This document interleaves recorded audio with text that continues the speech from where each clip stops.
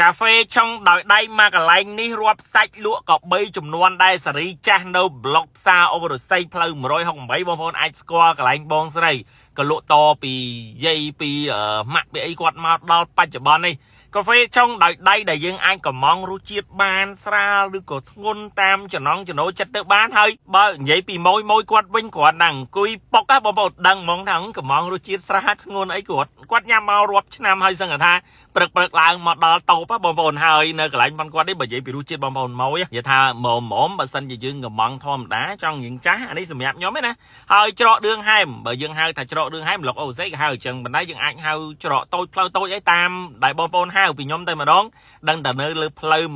168ក្បែរបងស្រីគាត់លក់បាយគោដុតហ៎បងប្អូនអញ្ចឹងមកជំនាញហ្នឹងនិយាយទៅបងប្អូនអាចកំងទៅបានទាំងបាយទាំងកាហ្វេអីកំងបានហើយសម្រាប់កាហ្វេនៅកន្លែងប៉ុនគាត់ក៏បញ្ជាក់ជូនបងប្អូនដែរអ្នកនៅប្លុកតំបន់ហ្នឹងអីអាចកំងគាត់មុនបានអត់អីគាត់ដឹកឲ្យបានអ្នកនៅម្ដុំសាអីចឹងទៅប្រាប់លេខតូប្រាប់លេខផ្លូវអីទៅបាទគឺគាត់យកឲ្យបានអញ្ចឹងសម្រាប់បងប្អូនចង់កំងមុនបានណាអញ្ចឹងសម្រាប់កាហ្វេឆុងដោយដៃកន្លែងដែលខ្ញុំមកឆុងត្រឡប់ត្រឡិនណាបងប្អូនខ្ញុំចេះតែនិយាយលេងទេអញ្ចឹងកាហ្វេឆុងដៃបែបអញ្ចេះបងប្អូនអាចកំងគាត់បានតាមបងប្អូនមកញ៉ាំបាយគូដុតអីអាចកំងកាហ្វេបានឬក៏ញ៉ាំកាហ្វេអីអញ្ចឹងទៅយើងកំងបាយគូដុតអីក៏បានដែរសិតតែអ្នកដែលគាត់នៅជាប់គ្នាគាត់លក់